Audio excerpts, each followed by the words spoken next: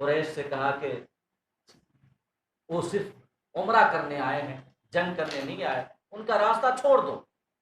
اور اس کے بعد عروہ نے جو تاثرات جا کر کفار کے سامنے پیش کیے تھے، وہ تاثرات تاریخ نے اپنے اوراق میں محفوظ کر لیے ہیں۔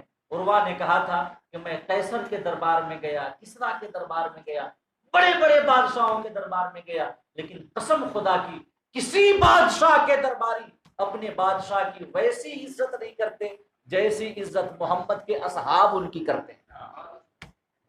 ہم نے دیکھا، عروہ کہتا ہے کہ میں نے اپنی آنکھوں سے دیکھا کہ جب وہ اپنی مبارک تھوک جب پھینکتے ہیں تو آپ کے غلام آپ کے لعاب دہن کو زمین پہ نہیں گرنے دیتے، بلکہ کوئی نہ کوئی غلام اسے اپنی ہتھیلی پہ روک لیتا ہے اور پھر اپنے چہرے پہ مل لیتا ہے۔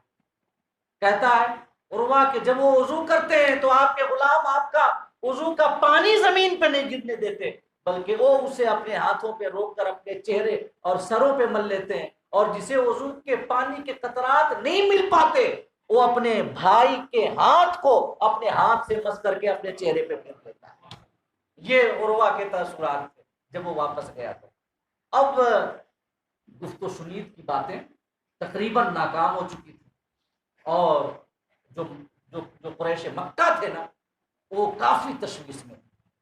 وہ یہ چاہتے تھے کہ ہماری عہد بھی برقرار رہے کہ مسلمان داخل نہ ہونے پائے مکہ، اور وہ یہ بھی چاہتے تھے کہ جنگ بھی نہ ہو، ورنہ عرب والے کہیں گے کہ یہ قریش اپنے آپ کو مکہ کا مالک سمجھتے ہیں، اور وہ نہیں چاہتے تھے کہ ایسا ہو۔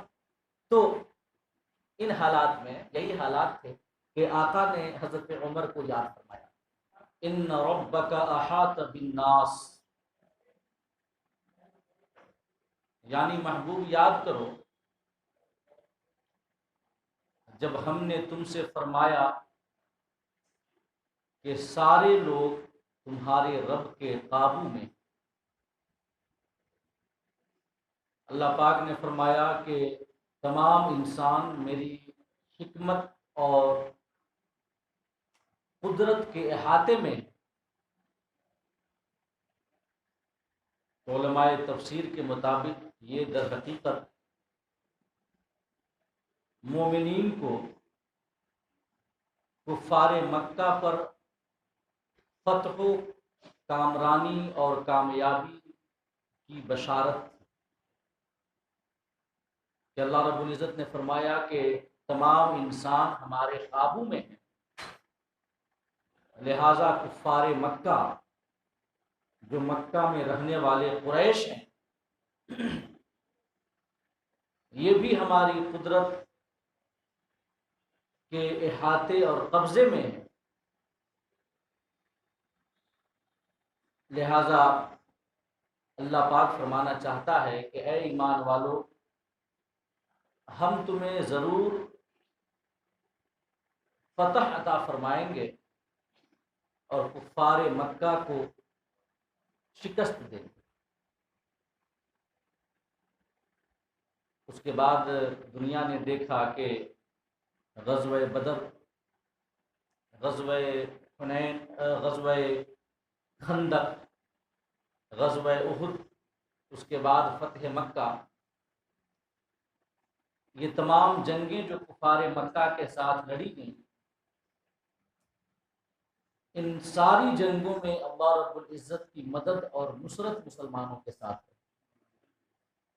اور اللہ پاک نے اپنے حبیب اور حبیب کے غلاموں کو کامیابی اور کامرانی عطا کی۔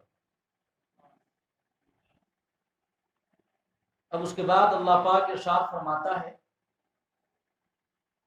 کہ وما جعلنا الرؤيا التي اريناك الا فتنة للناس، کہ محبوب ہم نے جو آپ کو خواب دکھایا اسے لوگوں کی آزمائش کے لیے دکھایا۔ والشجرة الملعونة في القرآن، اور وہ درخت جس پر قرآن میں لعنت کی گئی ہے، وہ درخت بھی در حقیقت لوگوں کی آزمائش اور فتنہ کے لیے۔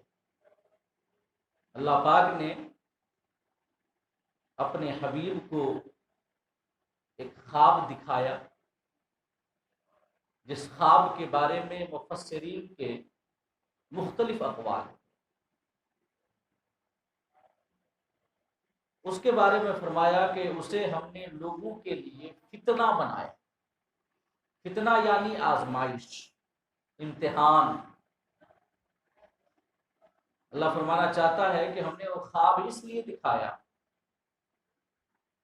تاکہ ہم لوگوں کو آزمائیں اور ان کا امتحان لیں کہ کون میرے حبیب کی باتوں پر ایمان لاتا ہے اور کون انکار کرتا ہے۔ ایسے ہی قرآن مجید میں ایک درخت کا تذکرہ آیا ہے جسے اردو زبان میں چھوہڑ کا درخت کہا جاتا ہے۔ بڑا اس کا کڑوا کسیلا پھل ہوتا ہے، جس کے حوالے سے آیا کہ وہ جہنم کی تہ میں اگتا ہے اور اس کا پھل جو ہوگا یہ جہنمیوں کا کھانا ہوگا۔ جب وہ اس پھل کو کھائیں گے تو ان کے پیٹ میں آگ بھر جائے گی اور اندر سے وہ جو ان کی انتڑیاں ہیں اور دوسرے اعضائے بدن ہیں جو پیٹ کے اندر ہیں وہ ان کے منہ سے، ان کی ناکوں سے باہر آئے۔ تو اللہ پاک نے فرمایا کہ وہ درخت بھی ہم نے اس لیے بنایا تاکہ لوگوں کی آزمائش کرے۔ اب یہ درخت آزمائش کیسے ہے اور وہ کون سا خواب تھا جس کے حوالے سے اللہ پاک نے فرمایا کہ وہ لوگوں کے لیے آزمائش ہے؟ علماء تفسیر کے اقوال کے مطابق میں آپ کے سامنے کچھ باتیں اس حوالے سے عرض کرنا چاہتا ہوں۔ اللہ پاک نے فرمایا کہ وَمَا جَعَلْنَا الرُّؤْيَا الَّتِي أَرَيْنَاكَ إِلَّا فِتْنَةً لِلنَّاسِ، کہ محبوب ہم نے جو خواب آپ کو دکھایا اسے لوگوں کے لیے آزمائش بنایا۔ اس خواب کے حوالے سے علماء تفسیر کا ایک قول یہ ہے کہ آقا کریم صلی اللہ علیہ وسلم نے خواب میں دیکھا، جب وہ مدینے میں تھے، ہجرت کر چکے تھے، تو آقا نے خواب میں دیکھا کہ آقا اور آپ کے غلام مہاجرین اور انصار مکہ کے اندر امن کے ساتھ داخل ہو رہے ہیں اور خانہ کعبہ کی زیارت اور طواف کر رہے ہیں۔ یہ خواب آقا نے ہجرت کے 6 سال دیکھا اور اس کے بعد انصار و مہاجرین اور صحابہ کرام نے تیاریاں شروع کی اور عمرہ کے لیے وہ روانہ۔ حدیبیہ نامی جگہ پہ آقا کریم کو کفار مکہ نے روک دیا، مکہ میں داخل ہونے کی اجازت نہیں دی، جس کے نتیجے میں صلح حدیبیہ ہوئی۔ تو یہ جو غزوہ حدیبیہ ہے، اس سے پہلے آقا نے جو خواب دیکھا تھا اسی خواب کے بارے میں اللہ پاک نے فرمایا کہ ہم نے وہ خواب محبوب لوگوں کے لیے آزمائش اور فتنہ کے لیے آپ کو دکھایا۔ تو در حقیقت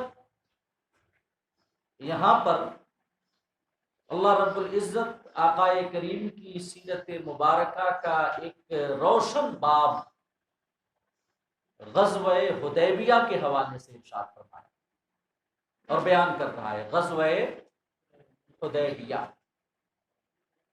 جو کہ اسلام کی دعوتی تاریخ میں ایک سنگ میل کی حیثیت رکھتا ہے۔ حدیبیہ کی جنگ اور اس کے بعد جو صلح ہوئی وہ اسلام کی دعوت کی تکمیل کے لیے اور اسلام کے اس اصلاحی مشن کے کامیاب ہونے کے لیے وہ ایک سنگ میل اور ٹرننگ پوائنٹ ثابت ہے۔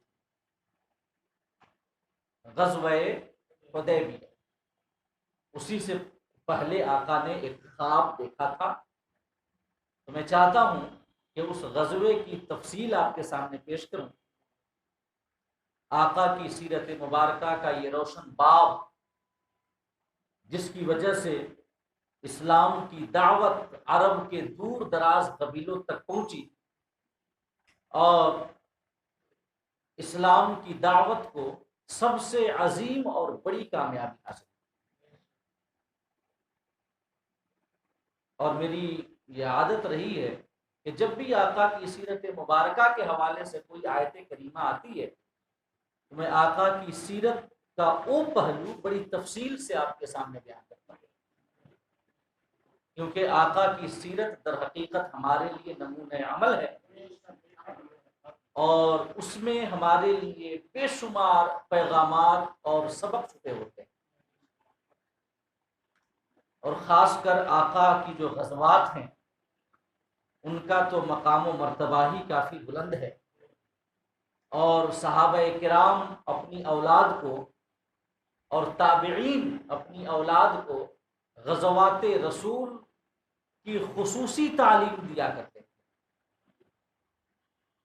حضرت حسن رضی اللہ تعالی عنہ کا ایک قول ہے کہ اپنے بچوں کو غزوات رسول کی تعلیم ضرور دو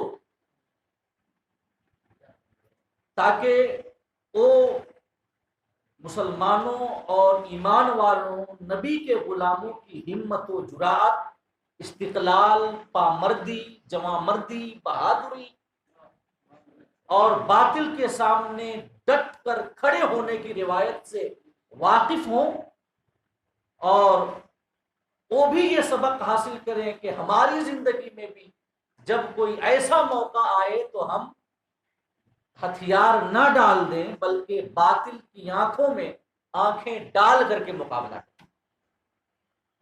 اسی وجہ سے صحابہ کرام اور تابعین اپنے بچوں کو غزوات کی تعلیم دیا کرتے تھے اور حفظ کرایا کرتے تھے، حفظ کراتے تھے، رٹواتے تھے انہیں کہ ازبر کر لو، تاکہ ذہن میں آقا کریم اور آپ کے اصحاب کی بہادری کے قصے یوں بیٹھ جائیں کہ زندگی کے کسی موڑ پہ وہ ذہن سے نہ نکلے۔ تو یہاں پر بھی سورہ بنی اسرائیل کی آیت نمبر 60 میں ایک قول کے مطابق غزوہ حدیبیہ کا بیان، غزوہ حدیبیہ، تو میں اس غزوے کے حوالے سے بالتفصیل آپ کو بتاتا ہوں اس کا پس منظر کیا تھا، واقعات کیا ہوئے اور صلح حدیبیہ کن نتائج پہ منتج ہوئی، کیا اثرات و عواقب رونما ہوئے، اور صلح حدیبیہ مسلمانوں کے لیے فتنہ کیسے بنے، آزمائش کیسے بنے۔ تو حدیبیہ کہ جس کے نام پر یہ جنگ مشہور ہے، صلح حدیبیہ بھی اسے کہا جاتا ہے عام طور سے، اور غزوہ حدیبیہ بھی کہا جاتا ہے۔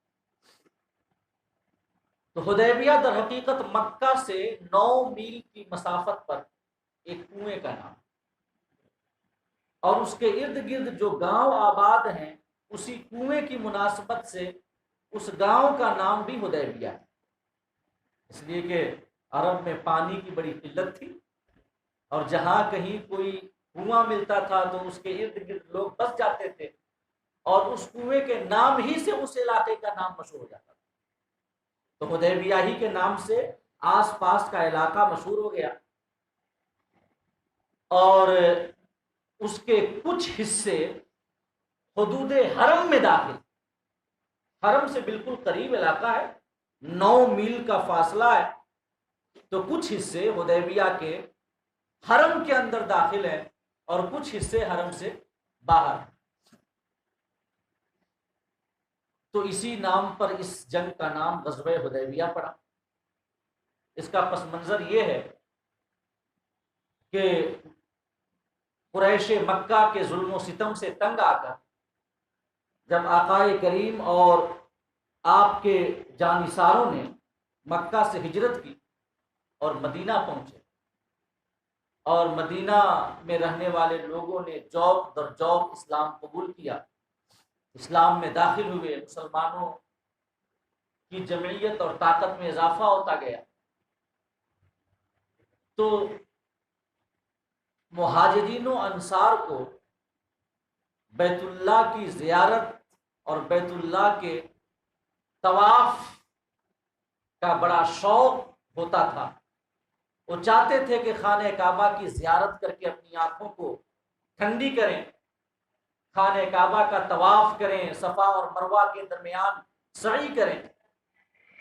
ظاہر ہے کہ عرب کی عظمت اور اہمیت ہی بیت اللہ کی وجہ سے تھی۔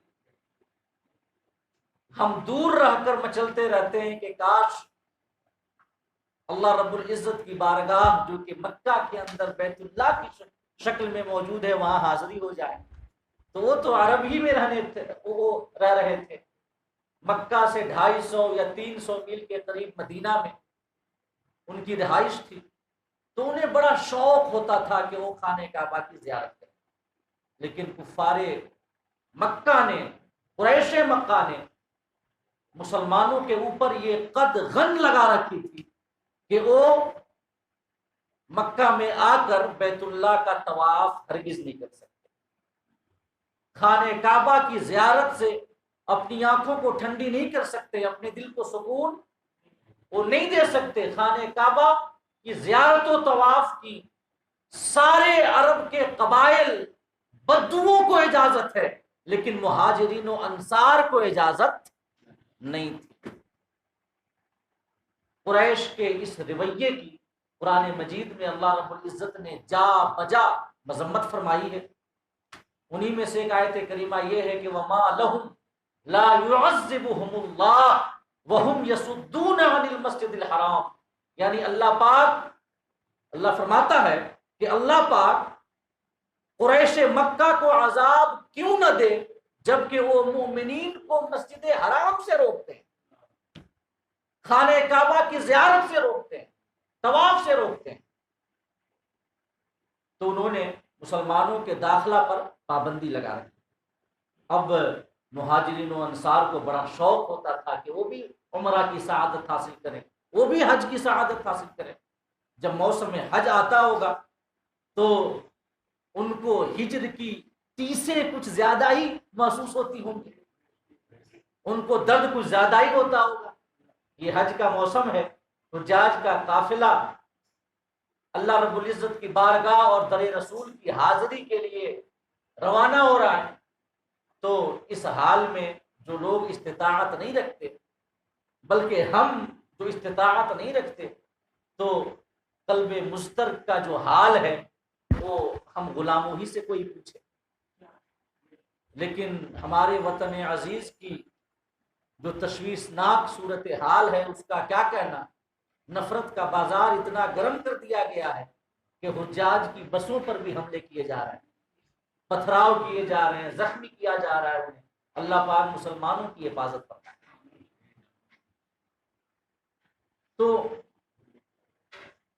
ظاہر ہے کہ مہاجرین و انصار کو مکہ میں جانے، حج اور عمرہ کی سعادتیں حاصل کرنے کا شوق تو ضرور تھا۔ اسی اثنا میں آقا کریم صلی اللہ علیہ وسلم نے ایک خواب دیکھا جس کا اس میں تذکرہ ہے، وَمَا جَعَلْنَا الرُّؤْيَا الَّتِي أَرَيْنَاكَ إِلَّا فِتْنَةً لِلنَّاسِ، محبوب ہم نے جو خواب آپ کو دکھایا وہ لوگوں کی آزمائش کے لیے دکھایا۔ تو آقا نے ایک خواب دیکھا اسی بیچ، اور آپ نے مہاجرین و انصار سے فرمایا کہ میں نے خواب دیکھا ہے کہ ہم لوگ مکہ میں امن و امان کے ساتھ داخل ہو رہے ہیں اور خانہ کعبہ کی زیارت اور طواف کرتے ہیں۔ جب اس خواب کے بارے میں آقا کے غلاموں نے سنا تو خوشی سے ان کی باتیں کھل گئی، مسرت اور خوشی کے شادیانے بجانے لگ گئے، کیونکہ وہ جانتے تھے کہ ہمارے رسول کا خواب محض خواب نہیں ہوتا بلکہ رب کا حکم ہوتا ہے۔ اب زور و شور سے تیاریاں ہونے لگی کہ ہم مکہ جائیں گے، ہمارے رسول نے خواب دیکھا ہے، رسول کا خواب ضرور سچا ہے، لہٰذا ہم مکہ جائیں گے، عمرہ کی سعادت حاصل کریں گے، خانہ کعبہ کی زیارت کر کے آنکھیں ٹھنڈی کریں گے، بیت اللہ کا طواف کریں گے، صفا اور مروہ کی سعی کریں گے، حدود حرم میں ہم اپنی قربانیاں رب کی بارگاہ میں پیش کریں گے۔ تو زور و شور سے تیاریاں ہونے لگی۔ مدینہ کے ارد گرد جو قبائل تھے، جوہینہ، مزینہ، ان قبائل کو بھی دعوت دی گئی کہ تم بھی چلو، کیونکہ حالات بہرحال تشویشناک تھے، کفار کے ساتھ جنگ کا دور تھا، اور کیا معاملات ہوں گے، کفار کیسا ریئیکٹ کریں گے، وہ مکہ میں داخل ہونے کی اجازت دیں گے یا نہیں دیں گے، یہ معاملات لوگوں کو پریشان کر رہے ہیں۔ وہ یہ سوچ رہے تھے کہ کیا ہماری جنگ ہوگی کفار مکہ کے ساتھ اور ہم فتح حاصل کر کے بزور شمشیر مکہ میں داخل ہوں گے، یا وہ قریش ایمان لا کر ہمارے بھائی بھائی بن جائیں گے کہ ہم امن و امان کے ساتھ داخل ہوں گے۔ تو کئی صورتیں مہاجرین و انصار کے ذہنوں میں آتی، لہذا دعوت دی گئی کہ مدینہ کے آس پاس میں بسنے والے قبیلوں کو، جوہینہ کو، مزینہ کو، کہ تم بھی ہمارے ساتھ چلو۔ لیکن ان کی قسمت میں آقا کے ساتھ اس سفر میں شریک ہونے کی سعادت نہیں تھی، تو انہوں نے اپنے گھر بار، کاروبار، مویشی اور کھیتی باڑی کا بہانہ بنا کر کے چلنے سے معذرت کر دی۔ آقا کریم اور آپ کے جانثار مدینہ سے نکلے، 7 میل کے فاصلے پہ ذوالحلیفہ نامی جگہ پر آقا کریم نے پڑاؤ کیا۔ مدینہ سے 7 میل کے فاصلے پہ خطبہ دیا وہاں پر ایک آقا نے، اور اسی خطبہ میں آقا نے یہ ارشاد فرمایا تھا کہ انا کائن لکم فرطا، لوگوں میں تمہارا پیش رو ہوں، تم سے پہلے رب کی بارگاہ میں حاضر ہوں، تمہارے لیے پیش رو ہوں، میں تم سے پہلے رب کی بارگاہ میں حاضر ہو کر تمہاری مغفرت و بخشش اور تمہاری منزل کی کامیابی کا میں سامان کروں گا۔ اور آقا نے فرمایا تھا یہ بھی اس خطبے میں کہ ترکت فیکم ما ان تمسکتم بہ لن تضلوا، میں تمہارے سامنے 2 ایسی چیزیں چھوڑ کے جا رہا ہوں کہ اگر تم انہیں مضبوطی سے تھامے رہو گے تو کبھی گمراہ نہیں ہوگے۔ پہلی چیز آقا نے فرمایا کتاب اللہ، اللہ کی کتاب، اور دوسری چیز سنت رسولی، میری سنت، میری احادیث، میرے افعال، میری سیرت، اگر یہ 2 چیزیں یعنی قرآن اور میری سنت کو تم مضبوطی سے تھامے رہو گے تو تم کبھی گمراہ نہیں ہوگے۔ یہ خطبہ کے بعد آقا نے 2 رکعت نماز پڑھی، احرام باندھا، آپ کے ساتھ کچھ صحابہ نے احرام باندھا، اور کچھ صحابہ نے احرام وہاں پر نہیں باندھا، انہوں نے سوچا کہ آگے چل کے ہم جحفہ نامی مقام ایک جگہ تھی، تو انہوں نے سوچا کہ ہم وہاں احرام باندھیں گے، اور کچھ صحابہ نے وہیں سے احرام باندھ لیا، اور اس کے بعد تلبیہ کہتے ہوئے روانہ ہوئے مکہ کی جانب۔ لبیک اللہم لبیک لا شریک لک لبیک ان الحمد والنعمت لک والملک لا شریک لک، یہ کہتے ہوئے صحابہ کرام اپنے آقا کی معیت میں مکہ کی جانب رواں دواں ہیں، اور ان کی جنگ کی نیت تو تھی نہیں، لہذا انہوں نے کوئی ساز و سامان اپنے ساتھ نہیں رکھے، ہتھیار نہیں رکھے، بلکہ ایک تلوار سب کے ساتھ، کیونکہ مسافروں کا ہتھیار یہی تھا۔ عام طور سے جب وہ رہتے تھے، گھروں میں رہتے تھے، تو بھی تلوار ساتھ میں رکھتے تھے، تو ایک تلوار وہ بھی نیام میں ان کے ساتھ تھی۔ اونٹ کہ جن کے اوپر قلادہ ڈال دیا گیا تھا اور کندھے کو زخمی کر دیا گیا تھا تاکہ لوگوں کو پتا چلے کہ یہ اونٹ عام اونٹ نہیں، تجارت کے اونٹ نہیں ہے، بلکہ قربانی کے اونٹ ہیں۔ قافلہ چلا، آقا کریم نے اپنے ایک غلام کو پہلے ہی بھیج دیا یہ مکہ کی جانب کے وہاں کے حالات سے آ کر کے آگاہ کریں اور بتائیں کہ کفار مکہ کیا سوچتے ہیں ہمارے اس سفر کے بارے میں، جو کہ سفر زیارت تھا، جنگ کا سفر ہو نہیں تھا۔ اب ادھر جب مکہ والوں کو خبر لگی کہ تقریباً 1400 یا 1500 اصحاب کے ساتھ محمد صلی اللہ تعالی علیہ وسلم مدینہ سے نکلے، تو انہیں یہ تشویش ہوئی کہ عمرہ تو ایک بہانہ ہے، وہ در حقیقت مکہ پہ قبضہ کرنا چاہتے ہیں۔ یہ ان کے دلوں میں خیال ہے کہ وہ قبضہ کرنے کے ارادے سے نکلے، ہمارے شہر پہ حکومت اپنی قائم کرنا چاہتے ہیں، عمرہ محض ایک بہانہ ہے۔ لہٰذا ان لوگوں نے آپس میں مشورہ کیا اور پکا عہد کیا کہ چاہے کچھ بھی ہو جائے ہم مسلمانوں کو مکہ میں داخل ہونے اور عمرہ کرنے کی اجازت ہرگز نہیں دیں گے۔ پکا وعدہ کیا، اور آقا کریم ادھر اپنے جانثاروں کے ساتھ بڑھ رہے ہیں، اور کفار مکہ نے یہ پکا وعدہ کرنے کے بعد کہ مسلمانوں کو مکہ میں داخل نہیں ہونے دیں گے، حضرت خالد بن ولید کو 200 شاہ سواروں کے ساتھ ہمارے آقا کا راستہ روکنے کے لیے مکہ سے روانہ کر دیا کہ جاؤ، جا کر کے انہیں مکہ سے باہری راستے میں روک دو۔ حضرت خالد بن ولید جن کے بارے میں پچھلی نشست میں نے آپ کو بتایا تھا، تو وہ نکلے 200 شاہ سواروں کے ساتھ۔ آقا کریم جب ایک جگہ پہ پہنچے جس کا نام عصفان تھا، تو آپ کا فرستادہ جو شخص تھا وہ آپ کی بارگاہ میں حاضر ہوا اور کفار کے ارادوں سے آقا کو مطلع کیا کہ حضور کفار نے وعدہ کیا ہے کہ وہ آپ کو اور مومنین کو مکہ میں داخل ہونے اور عمرہ کرنے کی اجازت نہیں دیں گے، اور خالد بن ولید 200 شاہ سواروں کے ساتھ ہمارا راستہ روکنے کے لیے نکل پڑے۔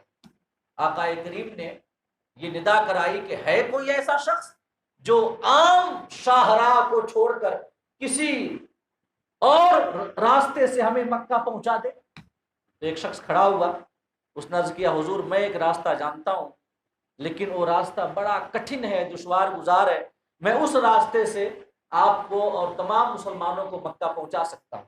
آقا نے فرمایا کہ چلو اسی راستے سے چلتے ہیں۔ دشوار گزار گھاٹیوں سے، کٹھن راستوں سے ہوتے ہوئے آقا کریم صلی اللہ علیہ وسلم مکہ کی جانب رواں دواں ہوئے۔ بیچ میں جو کچھ واقعات ہوئے، میں چاہتا ہوں کہ جو اہم واقعات ہیں وہ بھی آپ کے سامنے پیش کروں۔ تو ایک جگہ پر جب آقا پہنچے جہاں پہ راستہ نشیب یہ ہموار تھا، جب کٹھن وادیوں سے گزرتے ہوئے، دشوار گزار راستوں سے گزرتے ہوئے جب آقا کریم ہموار زمین پہ پہنچے، تو آقا نے صحابہ کرام کے بیچ یہ اعلان کیا کہ قولوا نستغفر اللہ واتوب الیہ ونتوب الیہ، کہ لوگوں نستغفر اللہ ونتوب الیہ کا ورد کرتے رہو، یعنی کہ استغفار پڑھتے رہو، توبہ کرتے رہو، اپنے گناہوں کی معافی مانگتے رہو اپنے رب سے۔ صحابہ کرام جو آقا کے ہر حکم پر جان دیتے تھے، استغفار پڑھتے ہوئے، توبہ کرتے ہوئے رواں دواں۔ رات ہوئی، پڑاؤ کیا آقا نے، صبح فجر کی نماز پڑھی امامت کے ساتھ۔ جب آقا کریم نماز سے فارغ ہوئے اور آپ کی ابتدا میں مسلمانوں نے بھی جب نماز ادا کر لی، تو آقا کریم نے فرمایا صحابہ کی جانب رخ کر کے کہ انتم مغفورون الا صاحب الجمل الاحمر۔ آقا نے فرمایا کہ تم سب کے سب بخش دیے گئے، مگر ایک شخص ہے جو سرخ اونٹ کا مالک ہے، اسے نہیں بخشا گیا۔ سب کے سب بخش دیے گئے، سرخ اونٹ والے شخص کو چھوڑ کر سارے صحابہ کی مغفرت ہو گئی۔ راوی کہتا ہے کہ جب ہم نے یہ آقا کریم کی زبان سے ارشاد جب ہم نے سنا، تو ہم اس شخص کے پاس گئے جو کہ سرخ اونٹ کا مالک تھا، اس کے پاس گئے اور جا کر کے کہا کہ سنو، آقا کریم نے سب کو مغفرت کی نوید سنائی ہے، مگر تمہارا استثناء کر دیا ہے۔ کہ تمہاری مغفرت نہیں ہوئی، چلو آقا کی بارگاہ میں مغفرت طلب کرو کہ وہ تمہارے لیے بخشش کی دعا کریں، اللہ پاک معاف کر دے گا۔ تو وہ جو منافق تھا کہتا ہے کہ بھائی میری اونٹنی گم ہو گئی ہے، میں اسے ڈھونڈ رہا ہوں، مجھے وہی مل جائے، یہ مجھے اس سے زیادہ عزیز ہے کہ وہ ہمارے لیے بخشش کی دعا کرے۔ معاذ اللہ، سب بار معاذ، کہاں نبی کی دعائیں مغفرت اور کہاں دنیاوی حقیر مال۔ وہ کہتا ہے کہ میری اونٹنی مل جائے، یہ مجھے زیادہ عزیز ہے آقا کی مغفرت سے، تو اس نے انکار کر دیا۔ یہ منافقین کی سرشت اور طینت اور ان کی فطرت ہے۔ قرآن مجید میں اللہ رب العزت نے بیان کیا ہے کہ وَإِذَا قِيلَ لَهُمْ تَعَالَوْا يَسْتَغْفِرْ لَكُمْ رَسُولُ اللَّهِ لَوَّوْا رُؤُوسَهُمْ، کہ جب منافقین سے کہا جاتا ہے آؤ اللہ کے رسول کی بارگاہ میں کہ وہ تمہارے لیے مغفرت کی دعا کریں، تو وہ تکبر سے اپنی گردن جھٹکتے ہیں کہ ہم جائیں ان کی مغفرت کرنے کے لیے۔ یہ منافقین کی جو فطرت ہے اللہ نے قرآن مجید میں بیان کی، اور اس شخص نے اسی اپنی بدطینتی کا مظاہرہ کیا کہ ہمیں اونٹنی مل جائے کافی۔ پتا چلا کہ نبی کریم صلی اللہ علیہ وسلم کی دعائے مغفرت، یا آپ شفاعت بھی کر سکتے ہیں۔ مغفرت کی دعا کیا ہے؟ شفاعت ہی تو ہے، شفاعت ہی تو ہے، اللہ کی بارگاہ میں سفارش کرنا کہ مولا میرے اس غلام کو بخش دے، یہی تو سفارش ہے۔ تو آقا کی شفاعت سے اعراض کرنا، گردن جھٹکنا، یہ منافقین کا شیوا۔ نبی کے غلام اور نام لیوا کے اندر ایسی عادت نہیں ہو سکتی۔ وہ تو چاہتا ہے کہ حضور ہمارے لیے دعا کرتے، وہ تو چاہتا ہے کہ حضور کی نگاہ کرم ہمیں مل جائے، وہ چاہتا ہے کہ حضور شفقت کی نگاہ سے ہماری جانب دیکھ لیں، فقط دیکھ لیں، ہماری دنیا بھی بن جائے، ہماری آخرت اور ہمارا عقبہ بھی بن جائے۔ تو اس شخص نے کہا کہ میری اونٹنی مجھے مل جائے، یہ مجھے اس سے زیادہ عزیز ہے کہ حضور ہمارے لیے دعا کرے۔ اور یہ کہہ کر کے وہ اپنی اونٹنی کی تلاش میں مصروف ہو گیا۔ تو عذاب اللہ رب العزت نے اس کا مقدر کر رکھا تھا۔ اونٹنی تلاش کرتے ہی ایک پتھر سے ٹھوکر لگی، کھائی میں جا گرا، مر گیا، اور جنگلی درندوں نے اس کا نام و نشان تک نکالا۔ سفر جاری ہے۔ ایک صحابی ہیں جنہوں نے احرام نہیں باندھا، انہوں نے سوچا کہ آگے جا کر کے ہم احرام باندھیں، تو وہ اپنا جوتا ٹانکنے میں مصروف، اپنا جوتا سل رہے ہیں۔ اب ساتھ میں کچھ ایسے صحابہ ہیں جو حالت احرام میں، تو ایک شکار دکھا سامنے، اور وہ صحابی جو حالت احرام میں نہیں تھے وہ اپنا جوتا ٹانکنے میں اور سلنے میں مصروف ہیں۔ وہ نہیں دیکھ رہے ہیں کہ سامنے کوئی جانور ہے جسے شکار کیا جا سکتا ہے اور کھایا جا سکتا ہے۔ اور جو صحابہ احرام کی حالت میں ہیں وہ تو دیکھ رہے ہیں مگر بتا نہیں سکتے۔ جو حالت احرام میں ہے نہ تو شکار کر سکتا ہے نہ شکار کرنے میں مدد کر سکتا ہے، لیکن ان کی خواہش ہے کہ کاش کہ وہ اس جانور کو دیکھ لیں اور شکار کر لیں، لیکن سب اپنی جگہ پہ چپ۔ اتفاقاً وہ صحابی جو احرام کی حالت میں نہیں تھے، انہوں نے اپنا سر اٹھایا تو دیکھا کہ سامنے ایک شکار موجود ہے۔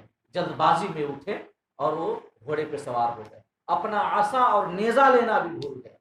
تو انہوں نے دوسرے صحابہ کو اشارہ کیا جو احرام کی حالت میں تھے کہ میرا نیزہ مجھے دے دو، میری لاٹھی مجھے دے دو، لیکن سب نے انکار کر دیا کہ نہیں، ہم احرام کی حالت میں، ہم آپ کی کوئی مدد نہیں کر سکتے۔ تو جو وہ جھلا کر اترے، اپنا نیزہ اٹھایا، لاٹھی لی، اور پھر دوبارہ سوار ہوئے، اور اس شکار کے پیچھے انہوں نے اپنا گھوڑا دوڑا دیا۔ چند قدم یہ چلنے کے بعد اسے مار گرایا اور شکار ہوا، ذبح کیا۔ اب صحابہ کرام جو حالت احرام میں نہیں تھے، انہوں نے سوچا کہ ہم اس وقت تک نہیں کھائیں گے جب تک آقا سے پوچھ نہ لیں۔ تو آقا کریم صلی اللہ علیہ وسلم کو جب خبر پہنچی تو آقا نے فرمایا ان صحابہ سے کہ جو حالت احرام میں تھے، کیا تم نے مدد کی ہے؟ تو انہوں نے کہا کہ نہیں یا رسول اللہ، ہم نے کوئی مدد نہیں کی ہے اس شکار میں۔ تو آقا نے فرمایا کہ کھاؤ، یہ رب کی جانب سے تمہارے لیے ضیافت ہے۔ اور پھر آقا نے فرمایا کہ کچھ بچا کے رکھا ہے تو میرے لیے بھی لاؤ۔ آقا بھی حالت احرام میں تھے، تو صحابہ جانتے تھے کہ آقا کو بازو کا گوشت بہت زیادہ پسند ہے، تو انہوں نے بچا کے رکھا تھا. عرض کیا یا رسول اللہ ہم نے ایک بازو آپ کے لیے بچا کے رکھا ہے. انہوں نے وہ بازو آقا کی بارگاہ میں پیش کیا. آقا نے تناول فرمایا. یہیں سے امت کے لیے تعلیم بھی ملی کہ جو حالت احرام میں ہے نہ تو وہ شکار کر سکتا ہے نہ وہ شکار کرنے میں مدد کر سکتا ہے، اور یہ بھی کہ اگر کوئی ایسا شخص شکار کرے جو حالت احرام میں نہ ہو تو اسے کھا سکتا ہے.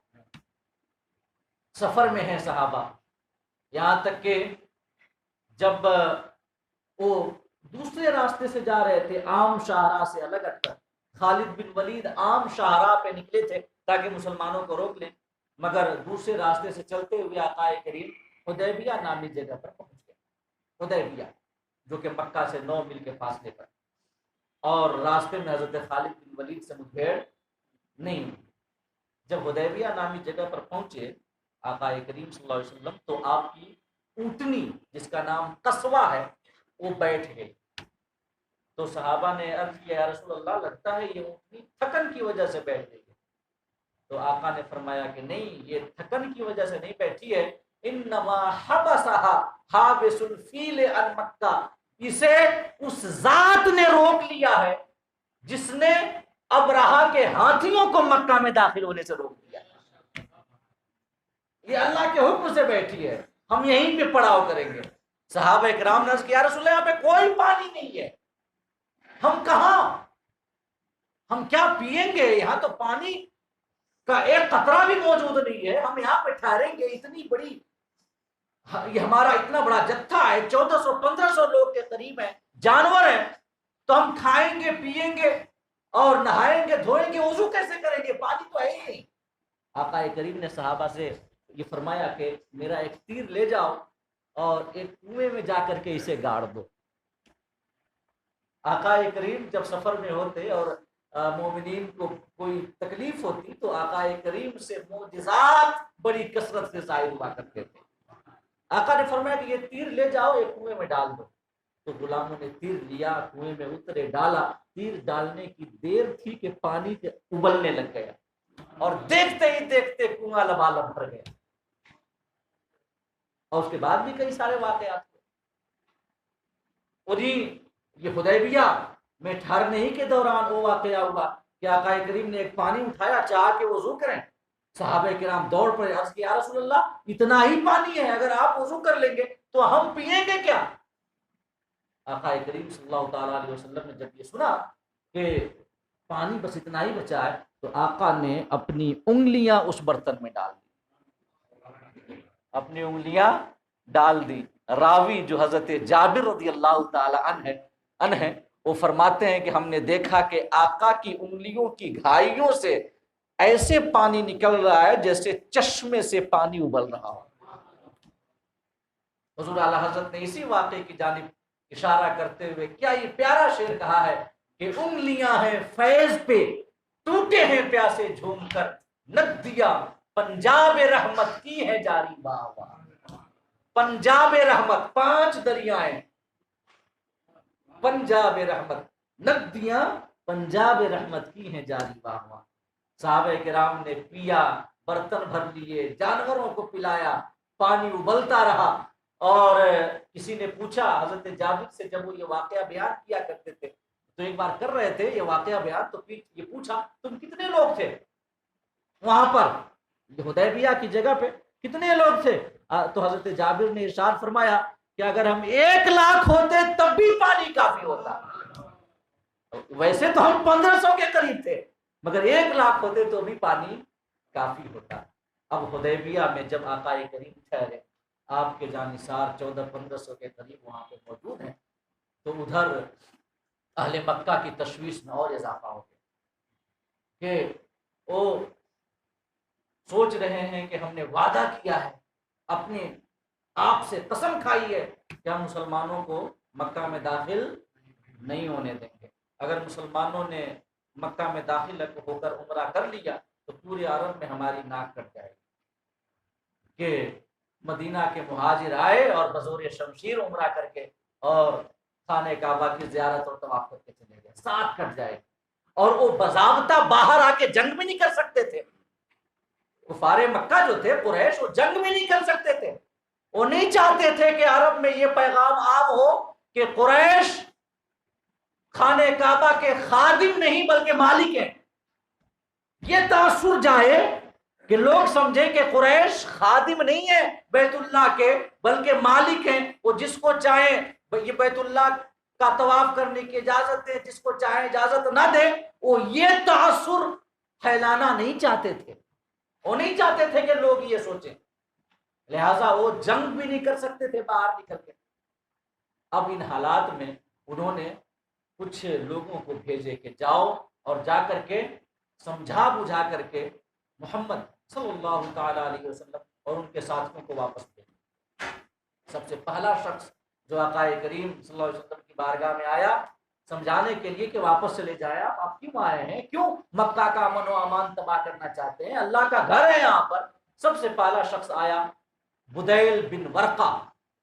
وہ آقا کی بارگاہ میں حاضر ہوا اور آ کر کے آقا کریم صلی اللہ علیہ وسلم سے عرض کرنے لگ گیا کہ یہ آپ کا شہر ہے، آپ کے لوگ ہیں، آپ کے بھائی بھتیجے اور رشتہ دار ہیں یہاں پر، کیوں یہاں کے امن کو ختم کرنا چاہتے ہیں، کیوں یہاں جنگ و جدال کی نوبت لانا چاہتے ہیں، آپ حضرات واپس چلے جائیں.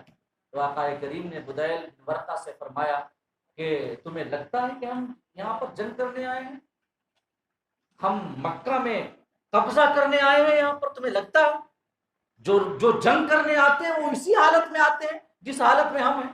ہمارے پاس کوئی ہتھیار نہیں ہے، ساز و سامان نہیں ہے، ہم آج ایک تلوار لے کر کے آئے ہیں، ساتھ میں یہ 200 کے قریب قربانی کے اونٹ ہیں، دیکھ لو.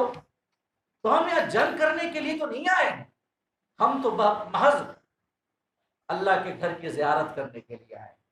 کعبہ کو دیکھنے کا شوق ہمیں کشاں کشاں کھینچ لایا ہے.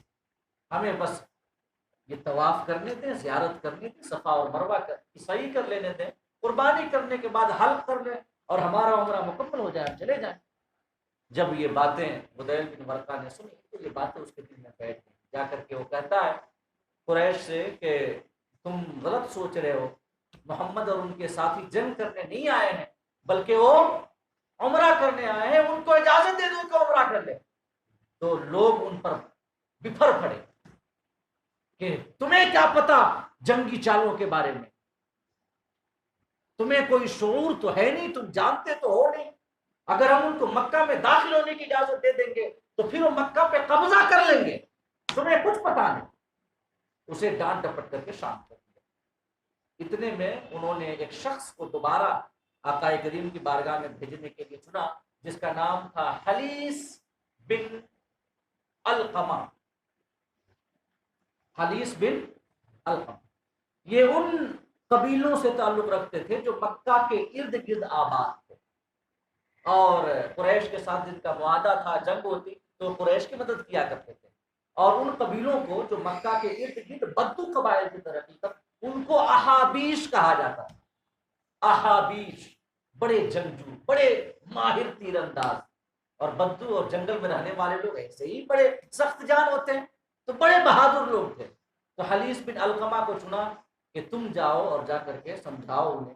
ان کی نیت یہ تھی قریش کی کہ یہ جائیں گے، کچھ بات ہوگی تو یہ غیظ و غضب میں آ کر کے حملہ کر دیں گے تو ہماری جان چھوٹ جائے گی کہ ہم نے حملہ نہیں کیا ہے، انہوں نے حملہ کیا ہے. حلیس بن القمہ کو بھیج دیا. وہ جب آئے صحابہ کرام نے عرض کیا یا رسول اللہ حلیس آ رہے ہیں اور وہ بڑے جنگجو اور یہ بہادر آدمی ہیں. تو آقا کریم نے صحابہ سے فرمایا کہ ایسا کرو کہ قربانی کے جانوروں کو اس کے آگے سے پھراؤ، قربانی کے جانوروں کی قطار ان کے سامنے سے گزارو. تو آقا کے حکم کے مطابق جو اونٹ تھے قربانی کے تقریباً 200 کے قریب حلیس کے راستے پر سے قطار میں وہ جانور اونٹ جو تھے وہ گزارے گئے. تو اس کا بڑا اچھا اثر پڑا حلیس کے دل میں. پہلے ہی فرسٹ امپریشن کہ یہ یہاں جنگ کرنے نہیں آئے ہیں، یہ عمرہ کرنے آئے ہیں، یہ قربانی کے جانور. اس کے بعد حلیس آقا کی بارگاہ میں حاضر ہوا. آقا کریم نے انہیں بھی وہی باتیں بتائیں کہ ہم یہاں جنگ کرنے نہیں آئے ہیں بلکہ ہم تو یہاں آئے ہیں یہ عمرہ کرنے کے لیے، ہم چاہتے ہیں کہ ہمیں عمرہ کرنے کی اجازت دی جائے، اس کے بعد ہم واپس چلے جائیں گے. تو یہ حلیس بھی مطمئن ہو کر کے واپس چلا گیا اور جا کر قریش سے کہتا ہے کہ تم غلط خیال کر رہے ہو، وہ جنگ کرنے نہیں آئے ہیں بلکہ عمرہ کرنے آئے ہیں، ان کو اجازت دے دو۔ قریش مکہ ان پر بھی بفر پڑے کہ تم بدو آدمی، تمہیں کیا پتا جنگ کی چالوں کے بارے میں، تم تو خالی لڑنا جانتے ہو، تمہیں پولیٹکس اور سیاست کے بارے میں تو کچھ پتا ہے نہیں۔ اور ان کو بھی ڈانٹ ڈپٹ کر کے خاموش کرانا چاہا، لیکن وہ جنگجو آدمی، قبیلہ، یہ بدو قبائل سے تعلق رکھنے والا، وہ بگڑ گیا اور کہنے لگا کہ قریش سن لو، ہم تمہاری مدد اس لیے نہیں کرتے ہیں کہ تم لوگوں کو اللہ کے گھر کی زیارت سے روکو،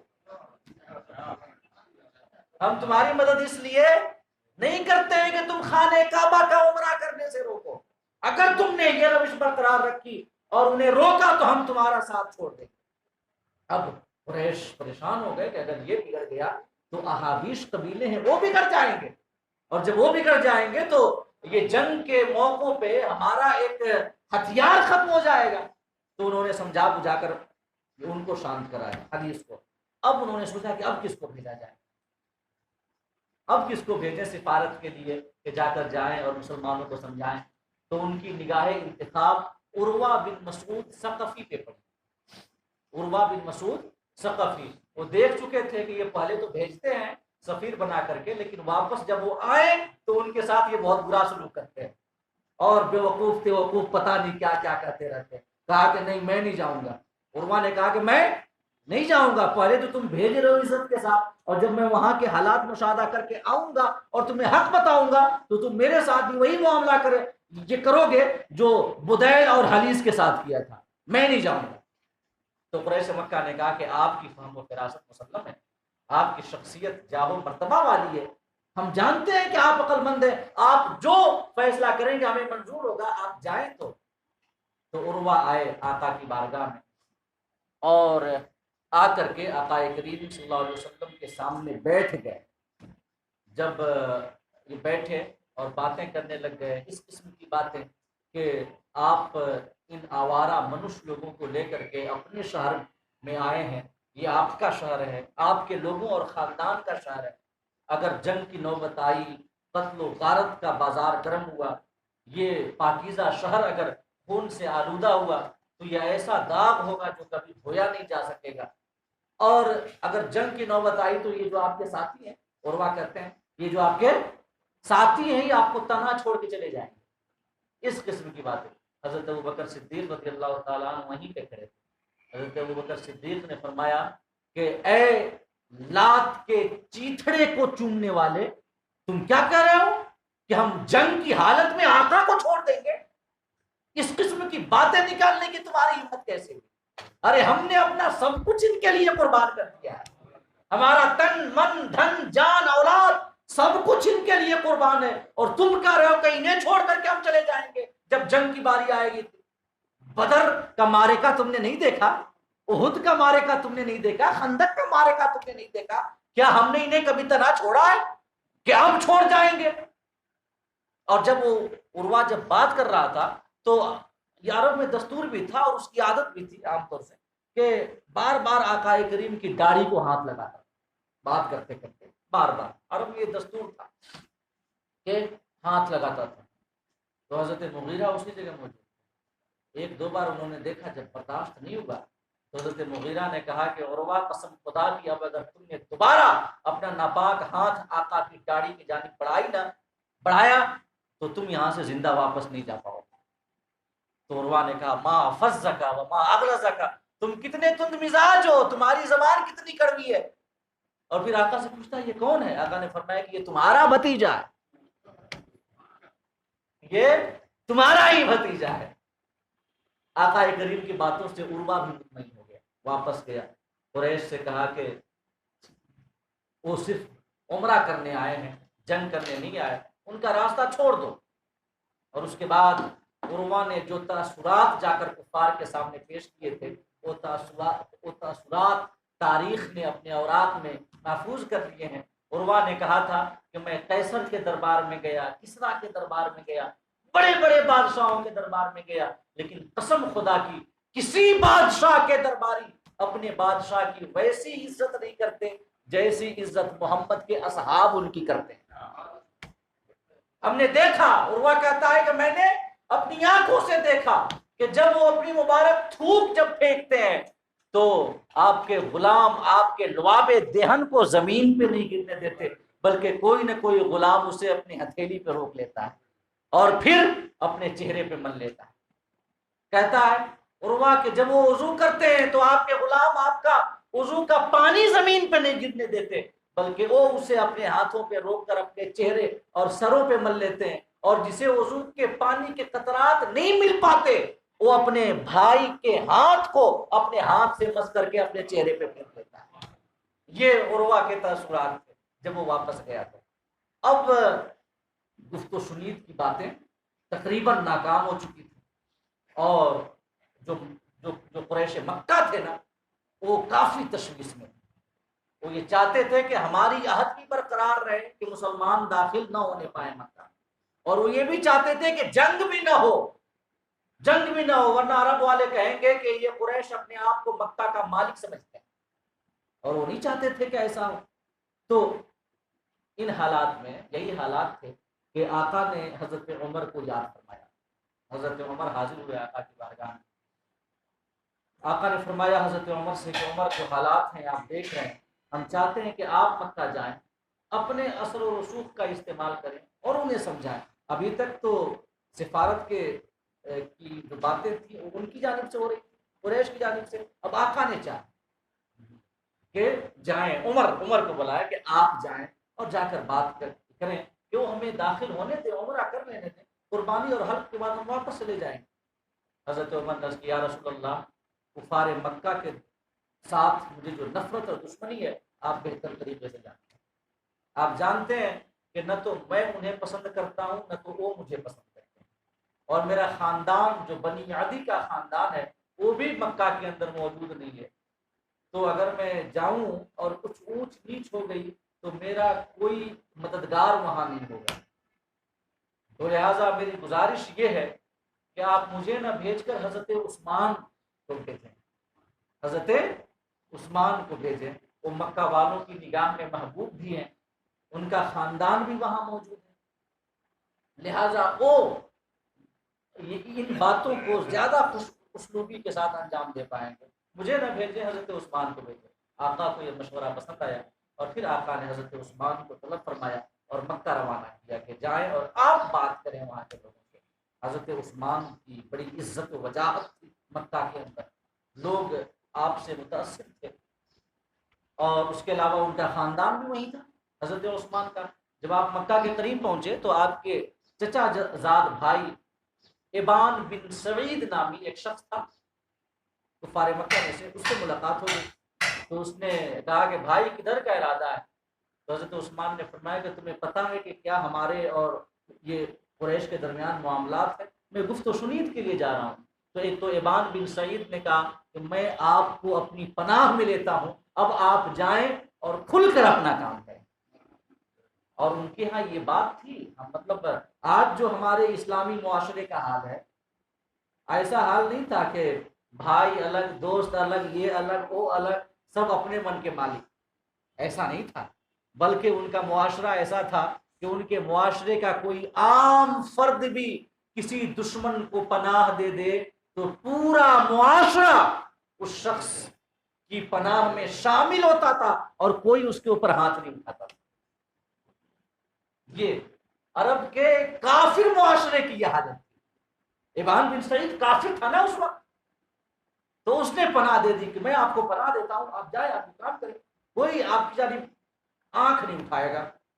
تو حضرت عثمان ابان بن سعید کی پناہ میں چلے گئے، جا کے قریش مکہ سے باتیں کی کہ دیکھو ہم آئے ہیں یہاں پر عمرہ کے لیے، خانہ کعبہ کی زیارت اور اس کے طواف کی محبت ہمیں کھینچ لائی ہے، ہم کوئی جنگ کرنے نہیں آئے ہیں، تم خود جانتے ہو کہ ہمارے ساتھ قربانی کے جانور ہیں، ہمارے پاس محض ایک تلوار ہے وہ بھی نیام میں ہے، اس بے سر و سامانی کے عالم میں کوئی تم جیسے لوگوں سے لڑنے آئے گا، مکہ جیسے شہر پہ قبضہ کرنے آئے گا؟ ہم صرف عمرہ کرنے آئے ہیں، ہمیں عمرہ کرنے دو۔ تو کفار نے کہا حضرت عثمان سے کہ دیکھیں اس سال تو نہیں ہو سکتا، اس سال تو ہم نے وعدہ کر لیا ہے، آپس میں یہ قسم کھائی ہے کہ مسلمانوں کو اس سال داخل نہیں ہونے دیں گے، تو اس سال تو نہیں ہو سکتا، آپ جائیں اور اللہ کے رسول جن کو آپ مانتے ہیں انہیں سمجھائیں کہ وہ چلے جائیں اس سال، ہاں وہ اگلے سال آ کے عمرہ کر لیں، 3 دن کے لیے ہم مکہ خارج کر دیں گے، ہم مکہ سے باہر نکل جائیں گے، وہ آئیں ایک ہتھیار لے کر کے آئیں، 3 دن یہاں رہیں، عمرہ کریں، قربانی کریں، حل کرائیں، چلے جائیں، لیکن اس سال تو نہیں ہو سکتا، ہم نے قسم کھا رکھی ہے، اگر ہم نے اس سال اجازت دے دی تو عرب میں ہماری ناک کٹ جائے گی، جو ہم نہیں چاہتے۔ اور اس کے بعد جو معاملہ ہوا کہ حضرت عثمان غنی رضی اللہ تعالیٰ عنہ سے کفار مکہ نے کہا کہ آپ کے رسول اور آپ کے ساتھیوں کو تو اجازت نہیں ہے، مگر آپ آ گئے ہیں تو سامنے خانہ کعبہ ہے، اٹھیں طواف کر لیں، خانہ کعبہ موجود ہے۔ ذرا آپ سوچیں کہ سالوں سے خانہ کعبہ سے بچھڑے ہیں، مدینے میں رہ رہے ہیں، اور خانہ کعبہ کی محبت ایک مسلمان کے دل میں ہے، وہ ہر مسلمان اسے محسوس کر سکتا ہے۔ حضرت عثمان غنی جن کے جذبہ ایمانی کا کیا کہنا، جن کی محبت الہی کا کیا کہنا، سامنے خانہ کعبہ اللہ کا گھر ہے جو کہ دعوت نظارہ دے رہا ہے، طواف کے لیے کفار کی جانب سے اجازت بھی مل رہی ہے، دل میں شوق بھی ہے، امنگ بھی ہے، ولولہ بھی ہے، اسی لیے چلے بھی ہیں مدینہ سے، لیکن حضرت عثمان غنی رضی اللہ تعالی عنہ نے جب کفار کی اجازت کے بارے میں سنا کہ وہ اجازت دے رہے ہیں، حضرت عثمان نے جو جواب دیا تھا وہ تاریخ اس کو محبت میں آب زر سے لکھنے کے قابل ہے۔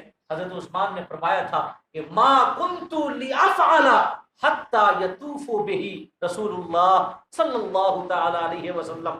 سن لو، تم کہہ رہے ہو کہ میں خانہ کعبہ کا طواف کر لوں، جب تک ہمارے آقا و مولا اس کا طواف نہ کر لیں ہم ہرگز اس کا طواف نہیں کر سکتے، میں ہرگز طواف نہیں کر سکتا خانہ کعبہ کا۔ ہمارے رسول حدیبیہ نامی جگہ پر ہیں، ان کو اجازت نہیں ہے، انہوں نے طواف نہیں کیا اور میں طواف کر لوں، ایسا ہرگز نہیں ہو سکتا۔ ادھر حضرت عثمان گئے مکہ، ادھر مومنین آپس میں باتیں کر رہے ہیں کہ عثمان کی قسمت کتنی اچھی ہے، وہ خانہ کعبہ کو کی زیارت سے اپنی آنکھیں ٹھنڈی کرتے ہوں گے، وہ خانہ کعبہ کا طواف کر رہے ہوں گے، صفا اور مروہ کی سعی کر رہے ہوں گے، ان کی قسمت پہ ہمیں رشک آتا ہے۔ آقا کریم کو جب یہ خبر پہنچی کہ مومنین حضرت عثمان کے بارے میں ایسی باتیں کر رہے ہیں، تو آقا کریم نے فرمایا تھا کہ ما اظنہ یطوف بہ ونحن معذورون، میں نہیں سمجھتا کہ میرا غلام خانہ کعبہ کا طواف کر لے گا اور ہم یہاں پر روک دیے گئے۔ آقا کو یقین تھا اپنے غلام پہ، کہا کہ میں نہیں سمجھتا کہ وہ طواف کریں گے، وہ ہرگز طواف نہیں کریں گے۔ اب جب بعد میں حضرت عثمان واپس آئے اور لوگوں نے کہا کہ ہم اس قسم کی باتیں کر رہے تھے، تو حضرت عثمان نے جواب دیا تھا کہ بئس ما ظننتم بی، تم لوگوں نے میرے بارے میں کتنا برا گمان کیا ہے، واللہ والذی نفسی بیدہ لو مکثت بها سنۃ ورسول اللہ صلی اللہ تعالی علیہ وسلم بالحدیبیہ ما طفت بہ حتی یطوف بہ رسول اللہ صلی اللہ تعالی علیہ وسلم، قسم ہے اس ذات کی جس کے قبضے قدرت میں میری جان ہے۔ حضرت عثمان نے فرمایا کہ تم لوگوں نے میرے بارے میں برا خیال کیا ہے، قسم ہے اس ذات کی جس کے قبضے قدرت میں میری جان ہے، اگر میں مکہ 1 سال رہتا اور ہمارے رسول یہاں حدیبیہ میں ہوتے تو جب تک آقا طواف نہ کرتے تب تک میں ہرگز طواف نہیں کرتا۔ حضرت عثمان نے یہ جواب دیا کہ 1 سال بھی اگر میرا جاتا نا تو جب تک میرے رسول طواف نہ کرتے میں ہرگز طواف نہیں کرتا۔ اب گفت و شنید کے معاملات میں ذرا دیر ہو گئی، آخری باتیں عرض کر رہا ہوں، باقی باتیں اگلی نشست میں انشاءاللہ، کہ گفت و شنید کے بارے میں دیر ہو گئی، حضرت عثمان وہاں پہ رک گئے۔ اب یہ افواہ پھیل گئی کہ حضرت عثمان شہید کر دیے گئے، شہادت عثمان کی خبر پھیل گئی۔ جب آقا کو یہ خبر پہنچی تو آقا کریم صلی اللہ تعالی علیہ وسلم نے صحابہ کرام کو حکم دیا کہ ہم سب آؤ سب کے سب اور بیعت کرو اس شرط پر کہ یا تو ہم عثمان کے خون کا بدلہ لیں گے یا تو شہید ہو جائیں گے۔ ہم راہ فرار اختیار نہیں کریں، یا تو بدلہ یا تو شہادت۔ حضرت عمر کو حکم دیا کہ جاؤ اعلان کرو کہ لوگ بیعت کریں۔ حضرت عمر نے ان الفاظ کے ساتھ اعلان کیا کہ لوگوں، جبرائیل آقا کی بارگاہ میں حاضر ہوئے ہیں اور خدا کی جانب سے یہ حکم لائے ہیں کہ سب کے سب بیعت کرو، سب کے سب بیعت کرو آقا کی، اس شرط پر کہ یا تو حضرت عثمان کے خون کا بدلہ لیں گے یا تو شہید ہو جائیں گے، مگر فرار نہیں ہو۔ تو آقا کریم ایک درخت کے نیچے تشریف فرما ہو گئے۔ حضرت عمر نے آقا کا ہاتھ تھاما ہوا ہے۔ سب سے پہلے شخص جنہوں نے بیعت کا شرف حاصل کیا وہ حضرت سنان بن ابی سنان بن وہب ہے۔